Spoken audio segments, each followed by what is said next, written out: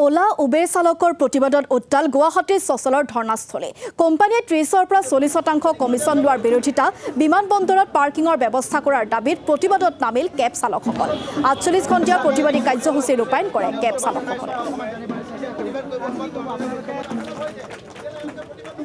লোকৰ ক্ষেত্ৰত যেটো অনিয়ম হৈছে বহিৰাগত কোম্পানী যেটো কোম্পানীয়ে আগতে প্ৰায় 3-4 বছৰ আগত 20% 100 টকাত 20 টকা লৈ গৈছিলে কিন্তু 100 টকাত এটা 40 টকা লৈ যায় আই টকা দিয়া যে 100 টকা তেওঁলোকে 60 টকা নিনিব তাৰ কোনো আপুনি নুই কৰিব নোৱাৰে গতিকে মাননীয় মুখ্যমন্ত্ৰী ডাঙৰীয়াক এটা কথা ক'ব বিচাৰিছো এই চালকসকলৰ পেটে ভাতে মৰাৰ যি পৰিক্ৰমা কৰিছে বহিৰাগত কোম্পানী যি আগ্ৰাসন এই আগ্ৰাসনৰ ওপৰত মাননীয় মুখ্যমন্ত্ৰী ডাঙৰীয়াই গুৰুত্ব দিয়ক আৰু মাননীয় মুখ্যমন্ত্ৰী ডাঙৰীয়াৰ ওপৰত আমাৰ বিশ্বাস আছে যে তেখেতে বিষয়খিনিৰ ওপৰত যদি অৱগত হয় আই টকা দিনত চালক সন্থাৰ কাৰণে তেওঁ কিবা এটা নহয় ইতিবাচক নহয় কিবা এটা যোগাত্মক কাম কৰিব তেনে দাঁতিকাষৰীয়া আপুনি যদি মেঘালয়লৈ চায় মণিপুৰলৈ চায়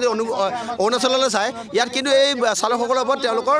মুখ্যমন্ত্ৰী ডাঙৰীয়া হওক বা পৰিবহণ বিভাগে গুৰুত্ব দিছে কিন্তু মুখ্যমন্ত্ৰী ডাঙৰীয়াৰ লগতে মই পৰিবহণ বিভাগৰ মাননীয় মন্ত্ৰী ডাঙৰীয়াক আৰু গুৱাহাটী MV আৰু দ্বিতীয় আপোনাৰ গৌতম দাস আৰু হিমাংশু দাস ডাঙৰীয়াক এই বিষয়ৰ ওপৰত গুৰুত্ব দিবলৈ কৈছোঁ আমি কেব চালকসকলৰ এই সমস্যাসমূহ অসম চৰকাৰৰ সন্মানীয় মুখ্যমন্ত্ৰী ডাঙৰীয়া আৰু পৰিবহণ মন্ত্ৰী ডাঙৰীয়াক অৱগত কৰাই আহিছোঁ কিন্তু থলুৱা ভূমিপুত্ৰসকলৰ এই আৰ্তনাদৰ ভাষা চৰকাৰে বুজা নাই কেৱল মাত্ৰ তেওঁলোকে পুঁজিপতি বনিয়াকে ৰক্ষণশীল এটা মনোভাৱ লৈ আহিছে প্ৰথম কথাটো হ'ল কি